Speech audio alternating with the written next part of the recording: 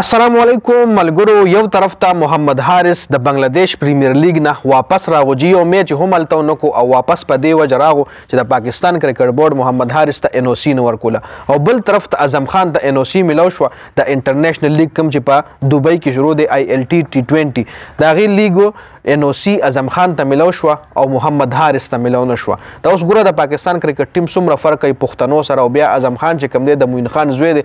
مکمل ثبوت د سره شریکوم چې ولی اعظم خان د ان او سی ملو شو او محمد حارث ته ولی ان او سی نه ملاویږي. بل په آی ایل ټي ټي 20 کې پرون د مجيب الرحمن دی او د فضل حق فاروقي دی میچ شوی دی چې په هغه باندې هم لږ ډسکشن کو. نو ویډیو خپل هم مکمل وګورئ او مخکې ملګرو سره ضرور شریکئ. ټول پهلا د پاکستان سنټرل کانټریکټ چې کم کلاړي ساين کوي اعظم خان او محمد حارث الریډي د پاکستان کرکټ بورډ نه سنټرل کانټریکټ ساين کړی دی.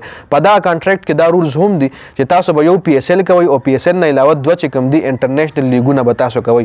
که بنگلاديش او سریلانکا کوئ که سی پی ایل او بنگلاديش کوئ دوه به کو د دوه نه زیاتو اجازت نشته. خو دې ځکه اعظم خان هم دوه الریډي کړی دي محمد حارث هم دوه الریډي کړی دي. محمد حارث ته په دې ان او سی ورنکه چې محمد حارث دوه لیګونه الریډي کړی دي. نو اعظم خان هم دوه لیګونه الریډي کړی. نو بیا ولی اعظم خان ته ان او سی ملو شو محمد حارث ته ملو نه شو. ګوره اعظم خان چې کوم دغه هم ګلوبل ټي 20 لیګ کړی دی او سی پی ایل هم کړی دی په دې تیر شوي کال کې. جی محمد حارث چې کوم دغه ګلوبل ټي 20 کړی دی او سریلانکا پریمیر لیګ کړی دی مخکې. نو دوه ټي 20 لیګونه د الریډي کړی دي د پی ایس ایل نه علاوه.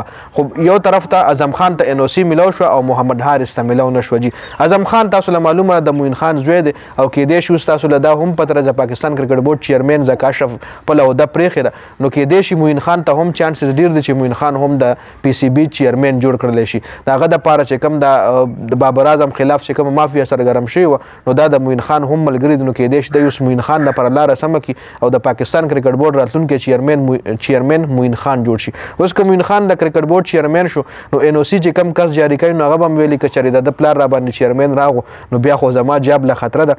نو موین خان ته د موین خان زوی ته اعظم خان ته د ان او سی ملو شوی ده هغه تل آی ایل ټي ټي 20 کې د بل طرف ته محمد حارث چې کوم دی د بنگلاديش نه واپس راغو. یو میچ مونږ کو بس صرف لاړو یو ورځ یلته تیر کو واپس په دې وجه راغو چې ان او سی ورته ملو نشو. چون کې بنگلاديش چې کوم حکام دي بنگلاديش بورډ هغه پاکستان کرکټ بورډ له ریکوست هم کو چې تاسو خیر د کلاړي له ان او سی ورکې دومره راغله دي چې میچ نیم خو کی کنه نو بغیر د سمیچ هغه غریب واپس پرون راغله دي. جی بل پرون آی ایل ټي ټي 20 کې د مجيب الرحمن دی او د فضل حق فاروقي دی میچ شوی دی چې میچ یو تھرلینګ میچ و. د پاکستان کې لړیان هم په دوه ټیمانو کې شامل د افغانستان پکې هم شامل مطلب زیات کې لړیان پکې د افغانستان او د پاکستان شامل. فضل حق فاروقي د ټیم 180 ټارګټ ورکړو چې د مجيب الرحمن د ټیم ورپسې دغه ټارګټ پورا نه کو. مجيب الرحمن پکې 4 اور کړو یو میډن وه کړي 23 رن ور کړی یو وکټ پکې هم اچتلی مطلب خو بالنګ مجيب کړی دی. خو میچ چې کم دی د فضل حق فاروقي د ټیم نه ګټلې دی او مجيب الرحمن دی ټیم چې کم دی د میچ بایلل. جی نو په دې ویډیو کې دا څه اهم اپډیټس تاسو سره مې شریک کول غوښتل. ډیر زیات مننه جی. والسلام.